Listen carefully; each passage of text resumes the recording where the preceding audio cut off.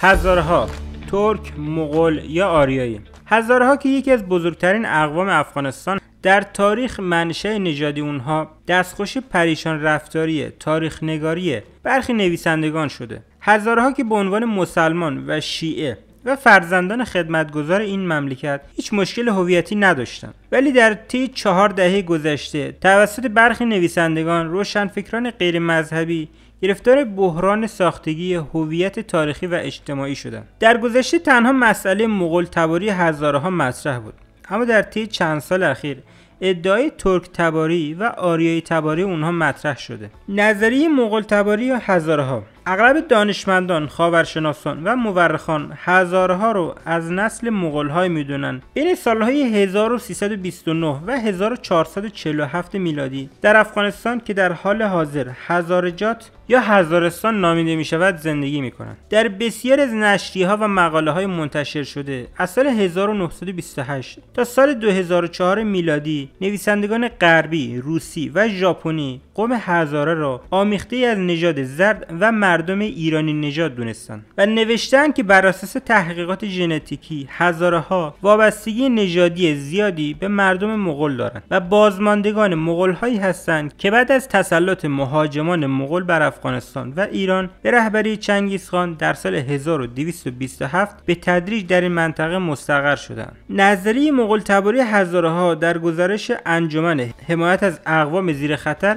در فوریه سال 1999 چنین نوشته شده: بر مبنای تئوری‌های متعدد هزاره‌ها در حدود سال 1220 میلادی با چنگیزخان و جانشینان او به طرف افغانستان آمدند. بسیار از محققین عقیده دارند که نام هزاره از کلمه هزار فارسی مشتق شده. این کلمه شاید ترجمه‌ای از مفهوم اسم عدد هزار مغولی یعنی مینگ که اسم واحدهای ارتش مغول بود. تعدادی از دانشمندان و منابعی که هزاره‌ها را مغول تبار می‌دونند. ابوالفضل دکنی، مورخ عصر جلال الدین اکبر، امپراتوری مغولی هند، اولین کسیه که هزاره‌ها را از بقایای سپاهیان مغولی معرفی می‌کنه. او در اکبرنامه می‌نویسه که هزاره‌ها از بقایای سپاهیان منگ و قاآن نوی چنگیزخان میباشند. الکساندر بورنس رابرتس پتروشفسکی HW میگوید که در اصل و منشأ هزاره‌ها تردیدی وجود ندارد، زیرا قیافه و خصوصیات دیگرشان نشان می‌دهد که آنها از تاتارهای سپاه مغول میباشند. فیض محمد کاتب هزاره به نژادنامه افغان صفحه 139 هزاره‌ها رو از فرقه‌های مغول و تاتار نام برده. بابرشاه مغول در بابرنامه می‌نویسه که هزاره‌های دره میدان در ولایت میدان وردک به زبان مغولی صحبت می‌کنند. در زمان سلطه بابر در افغانستان در ابتدای قرن 16 میلادی قوم هزاره شکل گرفته و در هزارجات کنونی سکونت داشتند. در دایره المعارف بریتانیکا آمده هزاره‌ها منشعب از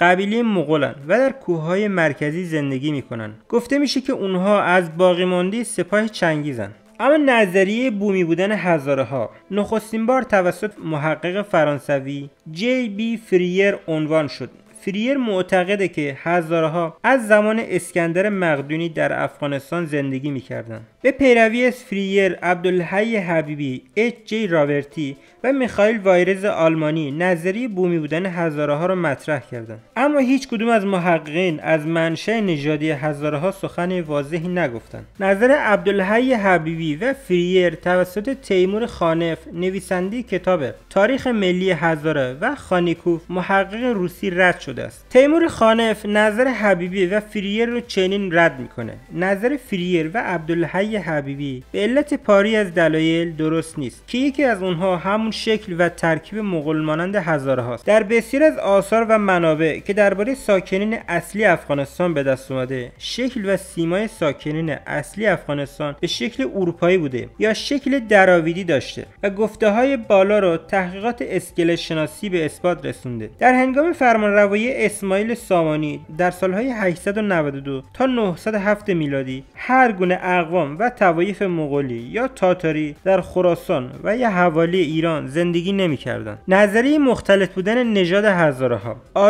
آریایی به علاوه مغول، ترک به علاوه مغول، آریایی به علاوه ترک به علاوه مغول. فهرست برخی طرفدار نظریه مختلط بودن هزاره‌ها: ژهالان، اچ.اف. شرمن، میر محمد صدیق فرهنگ و میر غلام محمد غبار هزاره‌ها را متشکل از سربازان مغول و بقایای بومیان منطقه دونستند. محمد حسن کاکر، تیمور خانف، فیض محمد کاتب، مارک گوکی و کلاوس فردیناند از طرفداران نظریه آمیختگی نژادی هزاره‌ها به شمار میرند. آریایی تباری هزاره‌ها تاکنون هیچ محقق مورخ و نویسنده معتبری از خاورشناسان و دانشمندان غربی گرفته تا مورخ و محققان شرقی و به خصوص اهل افغانستان هزاره‌ها را آریایی تبار معرفی نکردند. این نظریه به هیچ عنوان با واقعیت‌های تاریخی، اجتماعی و ساختار فیزیکی و به خصوص ژنتیک هزاره‌ها سازگاری نداره. نظریه آریایی تباری هزاره‌ها اخیراً توسط برخی نویسندگان هزاره مثل محمد عوض نبیزاده کارگر در کتاب